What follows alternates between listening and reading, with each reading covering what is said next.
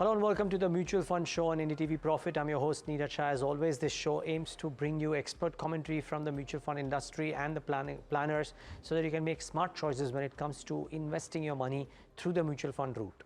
Talking about smart choices, we're asking this question whether people should continue their tax-saving funds or depend on the new tax regime for the tax-saving ability. It's a bit of a personal finance question into the Mutual Fund Show because it involves mutual funds, of course. So today on the show, to talk about that and more, we're joined by Rohin Pagdiwala, founder of Pagdiwala Investments, and Shweta Jain, who is the founder of Investography. Both of you, thanks so much for taking the time out and being with us on the show. There's lots more to discuss. We'll have queries from our guests, from our viewers as well, which we'll urge you to answer. But can I start off with this? It's a bit of a personal finance overlap on the MF show, which is not something that we usually do, but it becomes important right at the nick of time, and also maybe for FY25, which is that should people continue with tax-saving funds and thereby be in the old regime, or should people move to the new regime entirely and not depend on tax-saving funds for tax-saving purposes? Shweta, can I start off with you on this? What are your thoughts? So thanks for having me on the show, first of all. And it's a great question. And I love the angle of personal finance in any mutual fund show because that's where it all starts.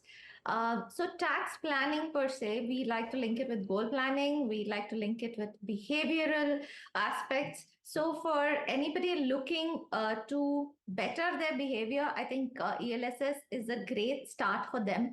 And if it has to be done through the old regime, I think that's a great place for them to start off with, especially for newer investors, especially for people who are young and are looking to start their, investment journeys, life journeys.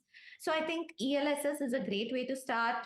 The 3-year lock-in gives them a good kind of experience. The volatility in the ELSS because it's equity gives them a good experience, but they can't withdraw that money. So they'll stay and they'll learn through that. So I think when you combine all of this, I gravitate towards the old regime, also because the old regime sort of incentivizes you through reductions to save and invest. And anywhere where the behavior is towards saving and investing, I gravitate towards that. So I think especially for younger investors who are just starting their journeys, ELSS is a great way to start. An old regime is the way I would go. Okay, Rohin, would you stick to the old regime or are you going for the new regime? And therefore, if you're sticking to the old regime, I believe tax-saving funds become a bit of a no-brainer. Or am I wrong? No, you're right, and I think tend to agree with Shweta's views as well. I think the first question, though, that the investor must, or rather the taxpayer must answer is which regime he wants to go for.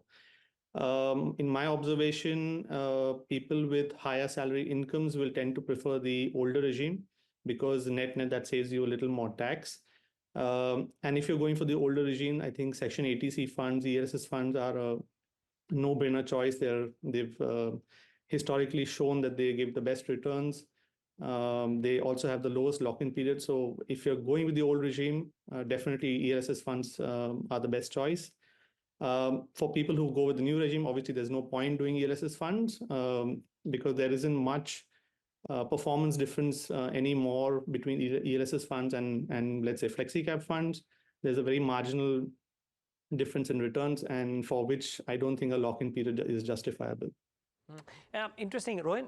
There are some proponents of the tax-saving funds who say that it's a great way to invest all your money as well because by default it locks you in for a period of 3 years, and mutual fund investing should be done with that kind of a perspective. Now, I for one believe liquidity is as important because we all invest money so that it's useful for us when we want. I'm just trying to understand, independent of the tax-saving benefits, do tax-saving funds become an interesting choice for people, or if not bound by the tax-saving rules, you would rather choose the non-tax-saving funds?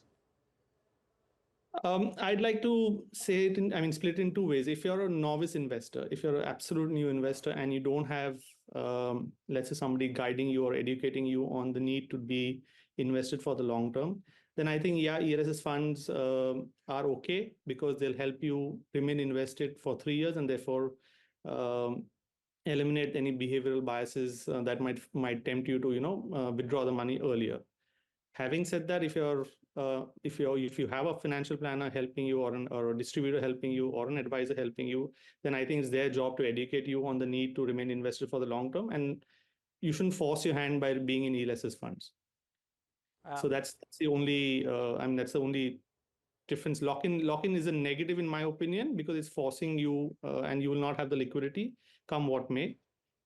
If you have an advisor or a planner who's talking to you, then it's their job to educate you and help you remain invested for the long term, despite any volatility. Okay. Shweta, the same question to you, really.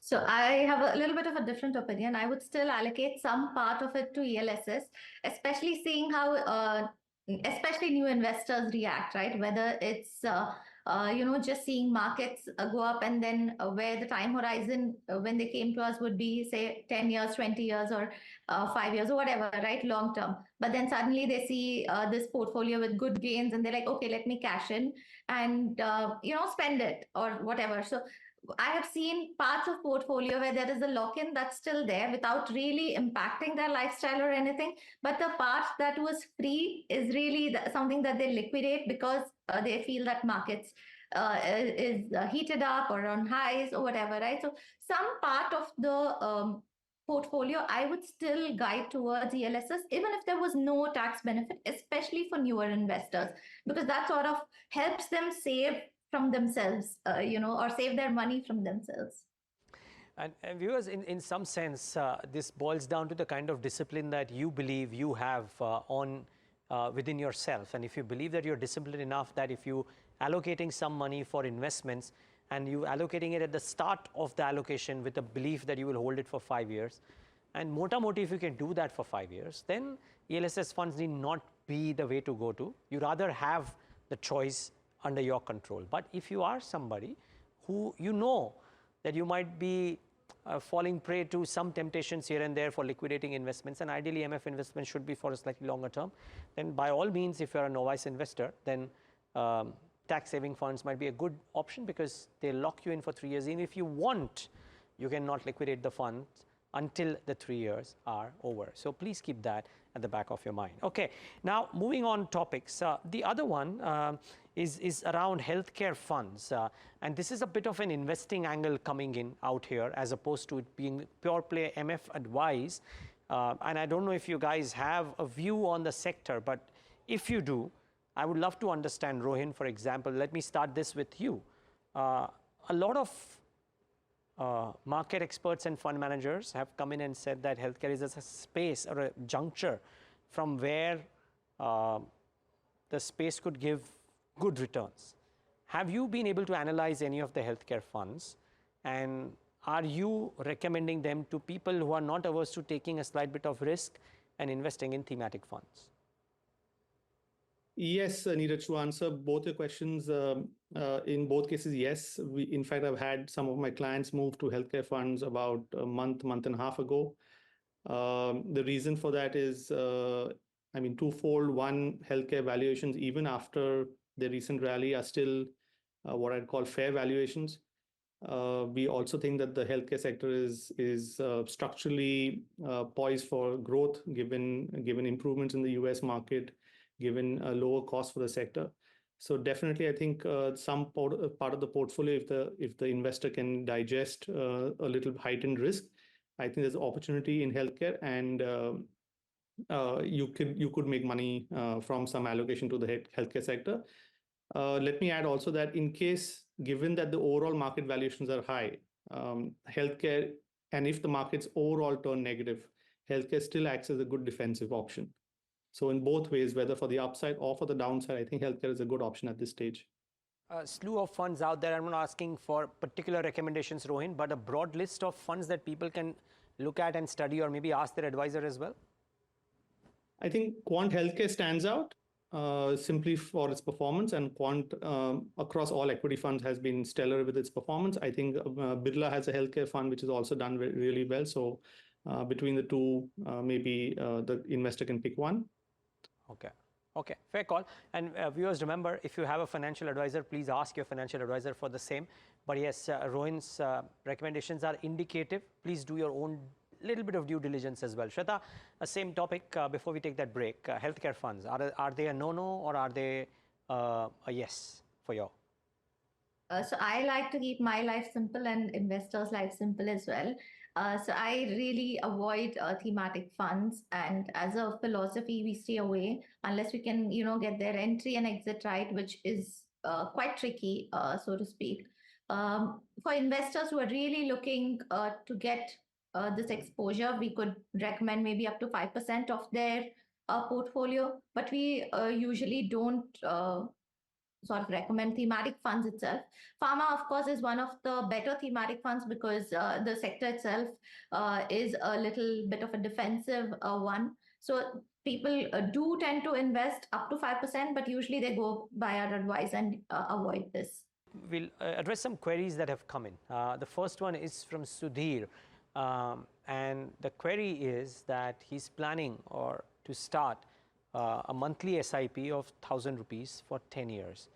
Sudhir's monthly income is 20,000 and approximate monthly expenses are 18,000. Sudhir, you need to save more. But Sudhir says, I do not have any mutual fund holdings right now. So what company fund would you suggest to me? Okay, Shweta, here's a 49-year-old man who has very little disposable income left post the monthly expenses, wants to allocate half of that 2,000 rupees of savings to mutual funds. He's a newbie, doesn't have any holdings as of now. What would you recommend? So I don't know other part of his portfolio or savings. So if I assume that he has some bit of emergency funds, then I would say he could start with investing in equity because that's something that people look to mutual funds for. So then he could start with something like a UTI Nifty 50. It's a passive fund. A good experience from a large cap point of view, from a new investor point of view. That is something that he could do. If he doesn't have any liquidity at his disposal, so I would recommend at least 2 to 3 months of expenses, if not more. Then he can start off with a liquid fund. He could look at something like an ICICI liquid fund or a short-term fund as well. So he has some bit of experience in mutual funds, but my experience is when people come to mutual funds, they actually mean equities, and that's why he could start off with the Nifty 50. Okay. Sound advice per se as well. We work with the permutations and combinations that we have. So yes, even we don't have the idea about what other investments, but safe to assume that some bit of investments would be there, considering the gentleman is 49 years old. Rohin, what would your view be? Maybe a category, maybe a fund, or maybe both? Yeah, I'd sort of like to tend to agree with what Shweta said, that assuming that he's coming into the category for some bit of equity exposure, I think he can maybe start an SIP in an index fund or potentially even a flexi cap fund. Parag Parekh is one name I can suggest. There are several other flexi cap funds. Almost all fund houses have one, so he could pick a name from any of them. Parag Parekh is a good one to start with. Okay. Well, Sudhir, in some sense, I hope this helps you. A Nifty fund or a Parag Parekh flexi cap fund might be good starters with an assumption that you do have some emergency contingency funds, and therefore being in equity even at 49 is a great idea because it'll speed up your wealth creation process. Now, the second one is Anil. The second query is coming from Anil. Anil is 32 years of age. His monthly income is 20 lakh rupees a month. Currently does not have any mutual fund holdings, has a small cap PMS and has invested about 1.5 crore in it and has gotten a whopping 39% CAGR return. I don't know over what time frame, but I think the question is that Anil wants recommendations for a small cap fund, a balance advantage fund and a flexi cap fund where he can invest about 2.5 lakh rupees as an SIP or lump sum, as the case may be, because Anil's goal is to provide for his lifetime needs, including travel and other expenses. So a really long-term portfolio creation starting right now, considering that he's got the wherewithal to invest 2.5 lakh rupees per month, and Anil is only 32 years of age. Rohin, it's a bit of a complex query, a few things that he needs. I don't know what all can you advise, but between a BAF, a small cap fund and a flexi cap fund, what would you recommend as a combination? He's got sums large enough to invest across the three in whichever proportion you would deem fit. So what I'd like to first tell Anil is that the return that he's so far gotten from the PMS, which is a small cap PMS at 39%, is something that he should not expect going forward, right? He's got to, while he's had a good experience, he's got to temper his expectations down. To that extent, I don't even think any further SIPs or any new SIPs in small cap funds are a good idea given their valuations at this point. But if he'd still like to go for a small cap fund, then a quant small cap is probably a good fund to go for, maybe an SBI small cap as well. In a Balance Advantage, HDFC Balance Advantage, ICICI Balance Advantage are all good funds.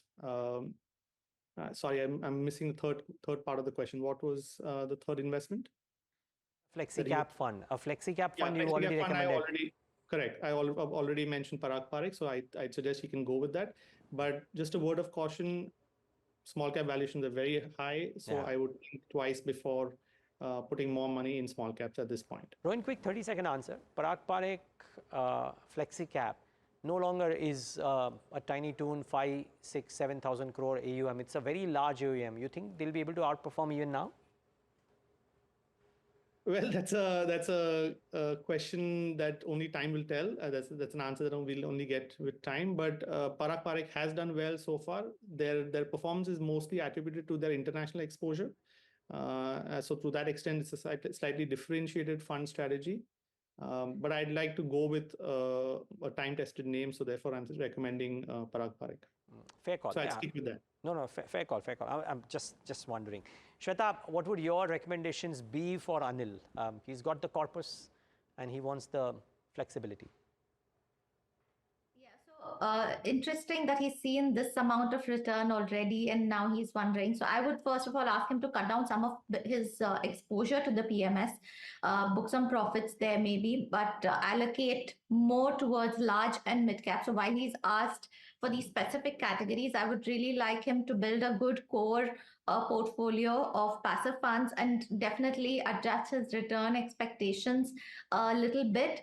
Because while he has a good income that is coming in monthly, I would really like to see good growth from his portfolio on a regular basis, right? So a good Nifty 50 would be something that I would definitely recommend him to start off with. Small cap, like Rohin mentioned, valuations, and also he has seen good returns in his small cap PMS. So I would definitely say he could start off with smaller amounts than he is thinking, but that's something that he could do. I would say a Nippon small cap is something that he could do. Balanced Advantage, I'm not sure why he likes that category or what he's thinking about. Maybe he should figure out his goals and then figure what kind of liquidity he would need and then adjust his portfolio accordingly. But if it's a Balanced Advantage funds in particular, he's seeing ICICI is good, HDFC is good, Edelweiss has done pretty well as well. So these are three funds that he can definitely look at. Anil, it might also pay to take advice of a financial advisor who can advise you on such sums so that you don't go wrong and the losses or the underperformance is not very large for you. But unfortunately, we are completely out of time on this show. Would have loved to talk about an offering from the Parag Parikh house, which is a new thing that they're doing. Maybe we'll try and take it on tomorrow's show or the show next. But Shweta as well as Rohin, thank you so much for taking the time out and being with us and giving us your thoughts. And with that, it's a wrap on this edition of the Mutual Fund Show.